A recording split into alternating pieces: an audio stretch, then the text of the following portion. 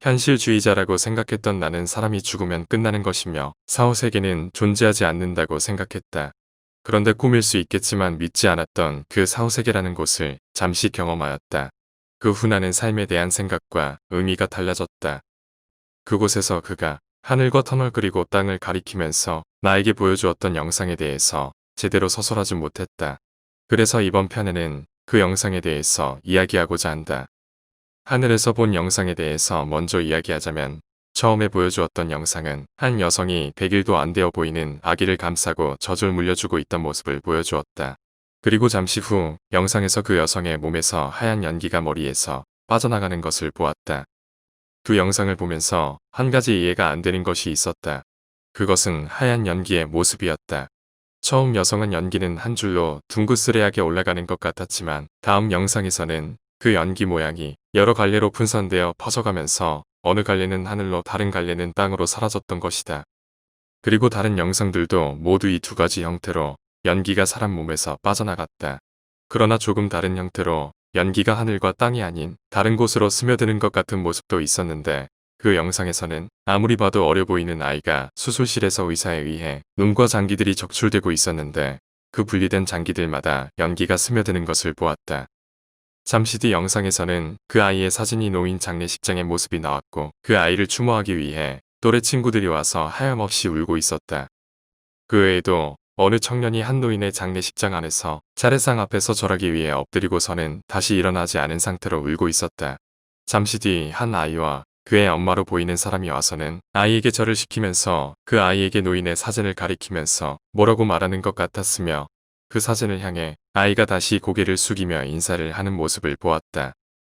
보여준 영상들 중 길에서 여러 사람에게 심하게 폭행을 당하고 있던 남자가 있었는데 몸을 웅크린 상태로 옆으로 쓰러진 후에 몸에서 연기가 나오고 있었다. 그를 폭행했던 이들은 몇 차례 더 때리다가 그의 죽음을 확인하고 모두 도망을 치는 모습이 보였다. 그러나 연기에서 분리되어 나온 붉은 가내실이 그들의 목에 하나씩 감겨지는 것을 보았다.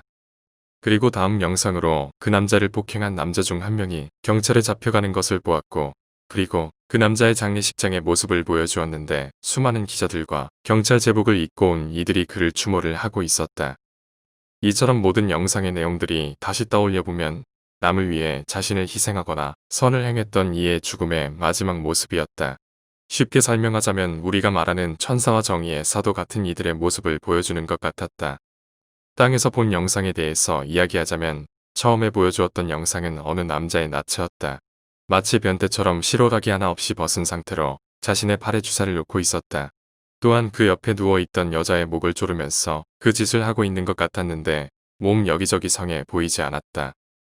잠시 뒤 여자가 숨이 막혀서 몸부림을 치다가 축 처지더니 몸에서 하얀 연기가 나와 올라갔다. 그리고 그 여자를 죽인 남자의 목에는 빨간 긴 실이 감기고 있었다. 그리고 잠시 뒤에 그 남자도 숨이 막히는지 목을 잡더니 이내 쓰러졌다.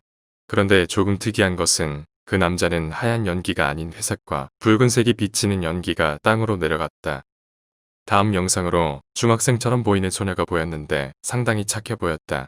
그런데 학교 근처 골목에서 그 소녀와 함께 5명의 남학생이 또 다른 어떤 소녀의 교복인 것 같은 옷과 속옷까지도 강제로 벗기더니 그곳에서 바로 불태워버렸다.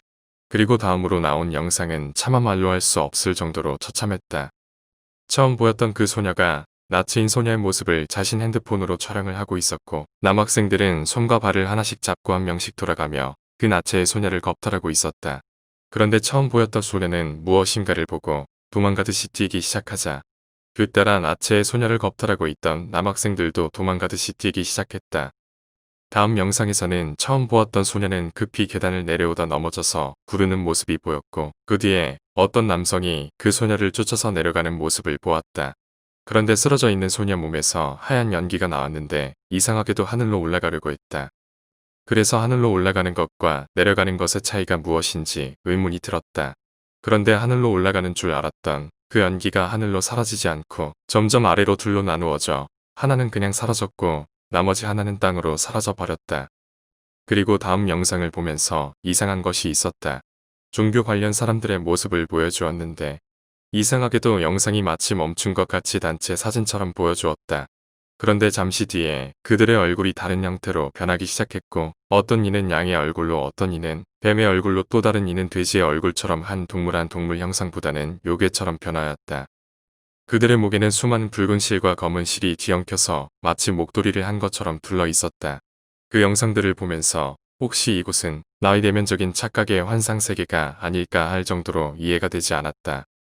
이외에도 체험과 회상에서도 어느 정도 이야기를 했던 이들의 모습을 보면서 땅의 모든 영상의 내용들이 남을 속이거나 해하려고 했거나 자신과 남을 학대한 이의 죽음의 마지막 모습이었다. 쉽게 설명하자면 우리가 말하는 나쁜 짓을 했거나 잘못된 것을 행한 이들의 모습을 보여주는 것 같았다. 이번 편을 하늘과 땅에 대한 이야기로 마무리하려고 한다. 다음 편부터는 그때 내가 보았던 터널을 가리키면서 보여주었던 영상에 대해서 아마도 나의 이야기 중에 가장 중요한 얘기가 될 것 같다. 그래서 조금 더 자세히 내가 본 내용과 이해한 생각과 앞으로 실천에 대해서 말해줄 생각이다.